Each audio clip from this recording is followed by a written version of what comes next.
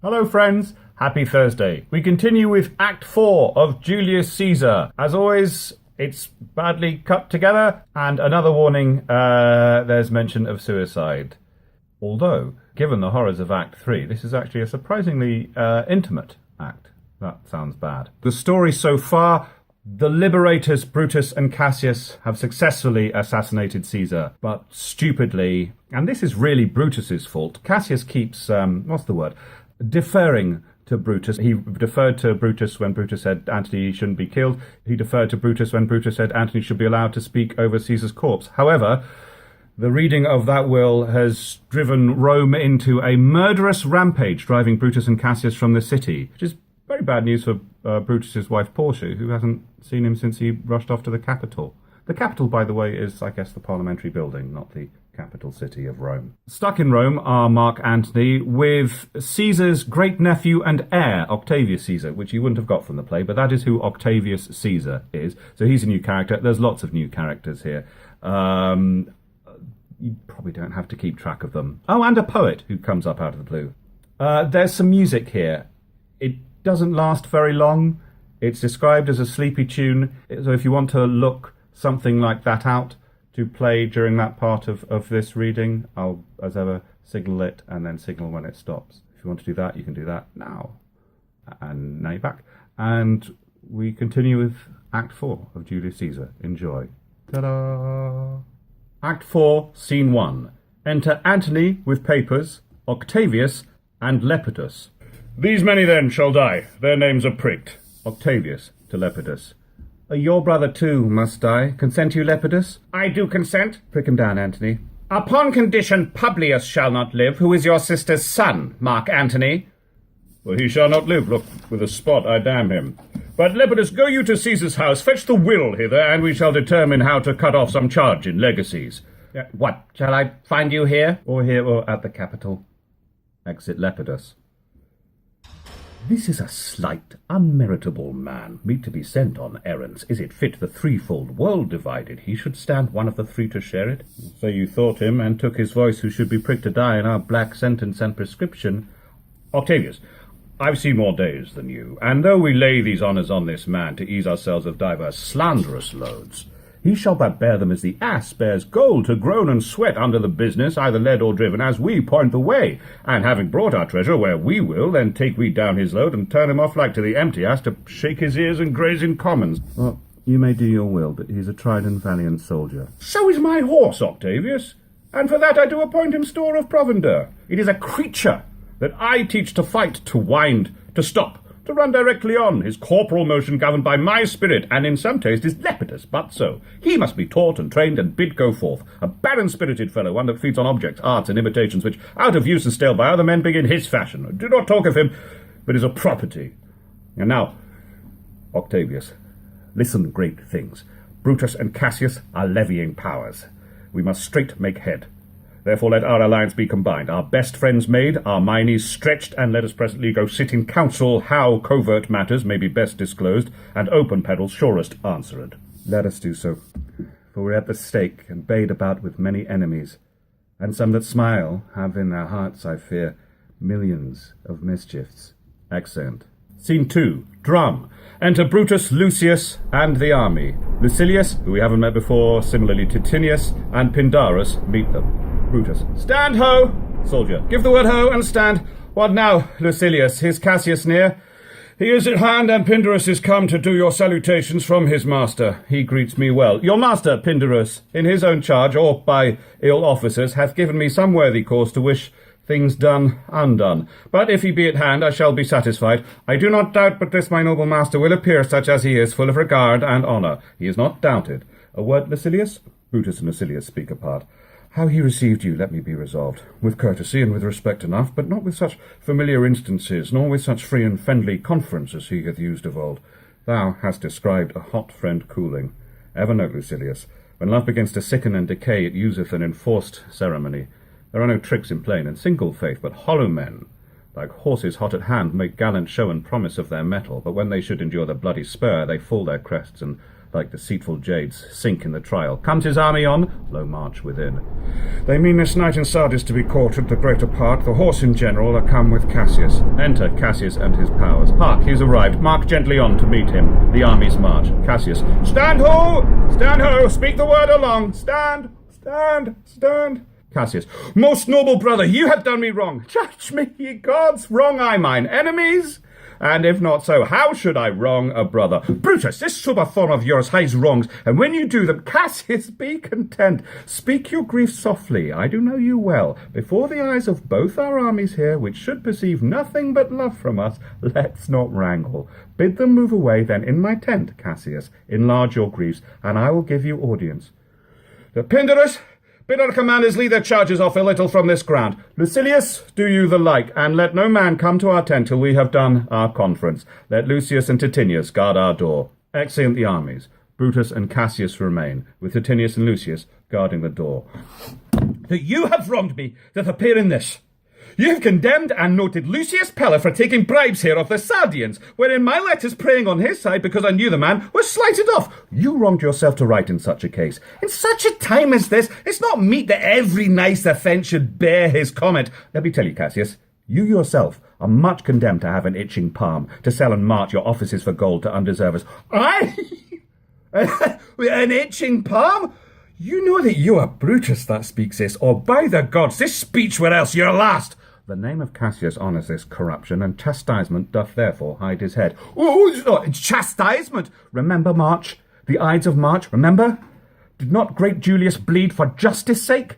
What villain touched his body that did stab, and not for justice? What, shall one of us that struck the foremost man of this world, but for supporting robbers, shall we now contaminate our fingers with base bribes, and sell a mighty space of our large honours for so much trash as may be grabbed thus?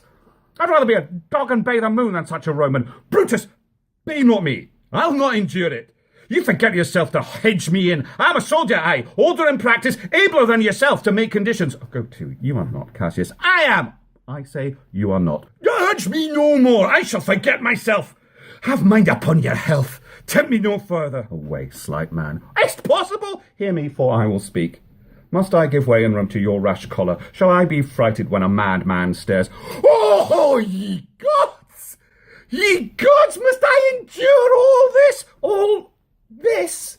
Aye, more, fret till your proud heart break. Go, show your slaves how choleric you are, and make your bondmen tremble. Must I budge? Must I observe you? Must I stand and crouch under your testy humour? By the gods, you shall digest the venom of your spleen, though it do split you. For from this day forth I'll use you for my mirth, yea, for my laughter when you're waspish.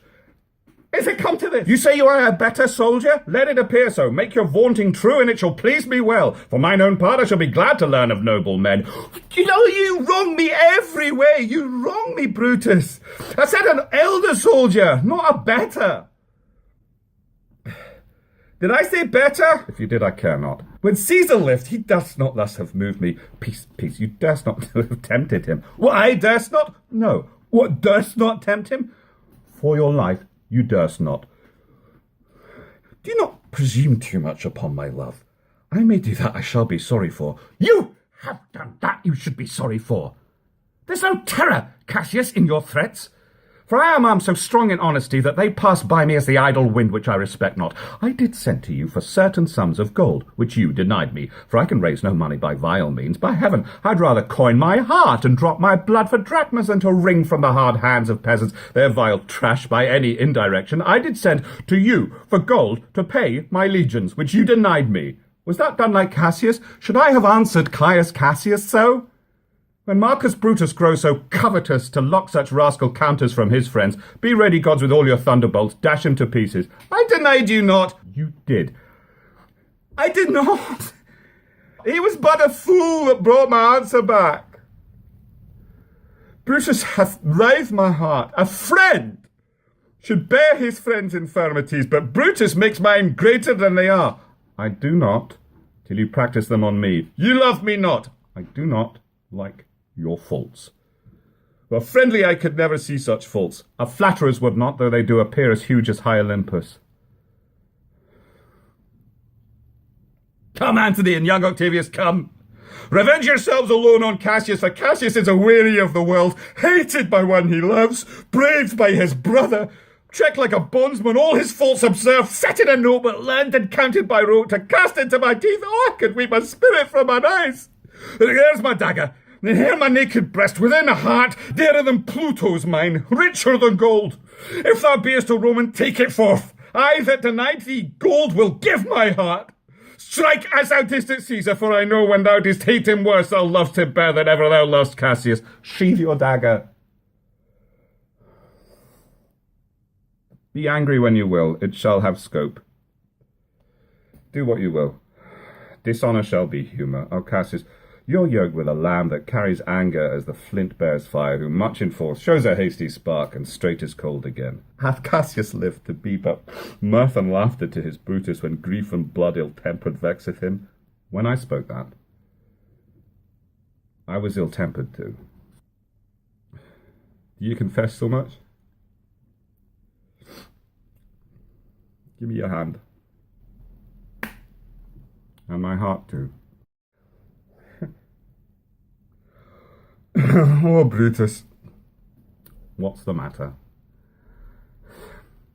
Have you not love enough to bear with me when that rash humour which my mother gave me makes me forgetful? Yes, Cassius, and from henceforth, when you are over earnest with your Brutus, he'll think your mother chides, and leave you so.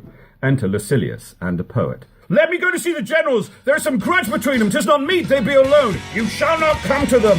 Nothing but death shall stay me. What, Hannah? What's the matter? For shame, you generals! What do you mean? Love and be friends, as two such men should be. For I have seen more years, I'm sure, than ye. Oh, veiling just this cynic rhyme. Get your head, sir! Saucy fellow! Hence! But go with him, Brutus. 'Tis his fashion. I'll know his humour when he knows his time. What should the wars do with these jigging fools? Companion! Hence! Away! Be gone! Exit poet. Lucilius and Titinius, bid the commanders prepare to lodge their companies tonight. And come yourselves, and bring Messala with you immediately to us. Exit Lucilius and Titinius. Lucius, a bowl of water. I did not think you could have been so angry. Cassius. I'm sick of many griefs. Of your philosophy you make no use, if you give place to accidental evils. No man bears sorrow better. Portia is dead. Portia? She's dead. How escaped I killing when I crossed you so? Insupportable and touching loss. Upon what sickness? Impatience of my absence, and grief that young Octavius with Mark Antony have made themselves so strong, for with her death that tidings came. With this, she fell distraught, and her attendants absent swallowed fire. And died so? Even so. Ye immortal gods! Enter Lucius with wine and tapers. Speak no more of her. Give me a bowl of wine. In this I bury all unkindness, Cassius. My heart is thirsty for that noble pledge. Fill, Lucius, still a wine, or swell a cup. I cannot drink too much of Brutus' love. Exit Lucius. Enter Titinius and Messala. Come in, Titinius. Welcome, good Messala. Now, sit we close about this taper here, and call in question our necessities. Portia, art thou gone? No more, I pray you. They sit. Messala, I have here received letters that young Octavius and Mark Antony come down upon us with a mighty power, bending their expedition toward Philippi. Messala. Myself have letters of the self-same tenor, with what addition? That by prescription and bills of outlawry, Octavius, Antony, and Lepidus have put to death 100 senators. Well, therein our letters do not well agree. Mine speak of 70 senators that died by their prescriptions, Cicero being one. Cicero one? Aye, Cicero is dead, and by that order of prescription. Had you your letters from your wife, my lord? No, Messala. Nor nothing in your letters writ of her? Nothing, Messala. Well, that methinks is strange. Why ask you? Have you aught of her in yours? No, my lord. Now, as you are a Roman, tell me true. And like a Roman, bear the truth I tell, for certain. She is dead, and by strange manner. Why, farewell, Portia. We must die, Messala. With meditating that she must die once, I have the patience to endure it now. Even so, great men, great losses should endure. I have as much of this in art as you, but yet my nature could not bear it so. Well, to our work alive, what do you think of marching to Philippi presently? I do not think it good. Your reason? Well, this it is. 'Tis better that the enemy seek us. So shall he waste his means, weary his soldiers, doing himself offence, whilst we lying still are full of rest, defence, and nimbleness. Good reasons must of force give place to better. The people twixt Philippi and this ground do stand but in a forced affection, for they have grudged us contribution. The enemy marching along by them shall make a fuller number up. Come on refreshed, new added, and encouraged, from which advantage shall we cut him off, if at Philippi we do face him there, these people at our back. Why, hear me, good brother, under your pardon, you must note beside that we have tried the utmost of our friends, our legions are brim full, our cause is ripe.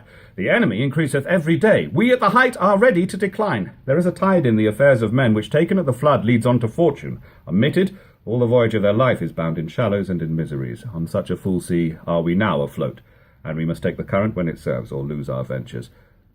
Then, with your will, go on. Will along ourselves and meet them at Philippi. The deep of night is crept upon our talk, and nature must obey necessity, which we will niggard with a little rest. There's no more to say. No more. Good night. Early tomorrow will we rise and hence. Lucius, my gown. Farewell, good Messala. Good night, Titinius. Noble Cassius. Good night and good repose. Oh, my dear brother. This was an ill beginning of the night. Never come such division between our souls. Let it not, Brutus. Everything is well. Enter Lucius with the gown. Good night, my lord. Good night, good brother. Titinius and Messala. Good night, Lord Brutus. Farewell, everyone. Exeunt Cassius, Titinius, and Messala. Give me the gown. He puts on the gown. Where's thy instrument, Lucius? Here, in the tent. What, thou speakst drowsily? Oh, knave, I blame thee not, thou art o'erwatched. Call Claudio and some other of my men. I'll have them sleep on cushions in my tent. Varus and Claudius! Enter Varus and Claudius. Calls my lord? I pray you, sirs, lie in my tent and sleep. It may be I shall raise you by and by on business to my brother Cassius. So please you, we will stand and watch your pleasure. I will not have it so. Lie down, good sirs. It may be I shall otherwise bethink me. Varus and Claudio lie down to sleep. Oh. Look, Lucius. Here's the book I sought for, so I put it in the pocket of my gown. I was sure your lordship did not give it me. Bear with me, good boy. I am much forgetful. Canst thou hold up thy heavy eyes a while and touch thy instrument a strain or two? Ay, my lord, and pleased you? It does, my boy. I trouble thee too much, but thou art willing. Well, 'tis my duty, sir. Well, I should not urge thy duty past thy might. I know young bloods look for a time of rest. I've slept, my lord, already. Well, it was well done. And thou shalt sleep again. I will not hold thee long. Lucius plays music and sings a song. If I do live,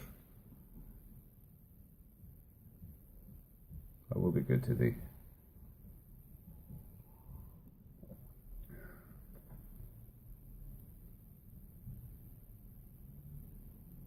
This is a sleepy tune. And so Lucius falls asleep.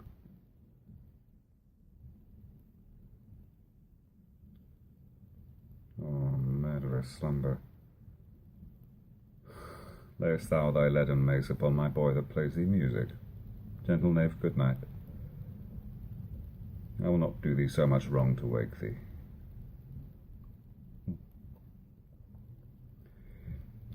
If thou dost not, thou breakst thy instrument, I'll take it from thee. Good boy. Good night. He takes away Lucius' instrument and opens the book. Let me see. Is not the leaf turned down where I left reading? Ah, here it is.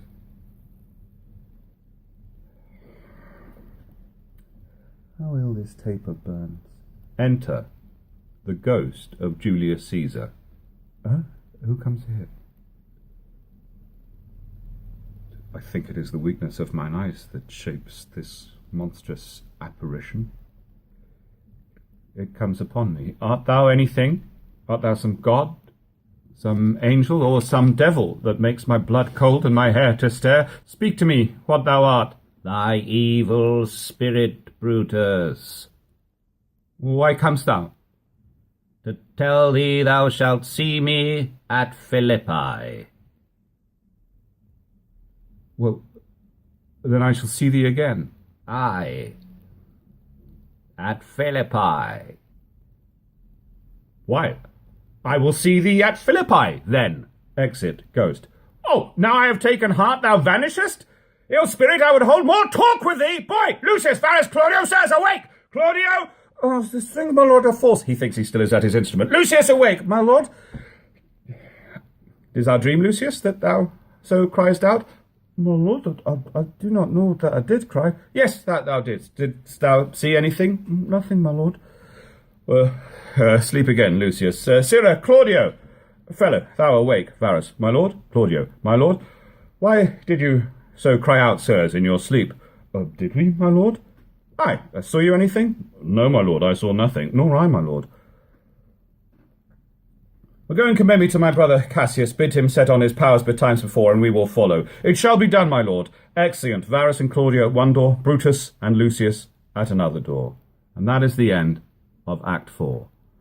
Thank you so much for watching. Thank you for leaving comments, liking or subscribing, or leaving tips in the tip jar. Act 3 is there, and Act 5, when I finished, will go up there. I hope you're all doing tremendously. Take care. Bye-bye.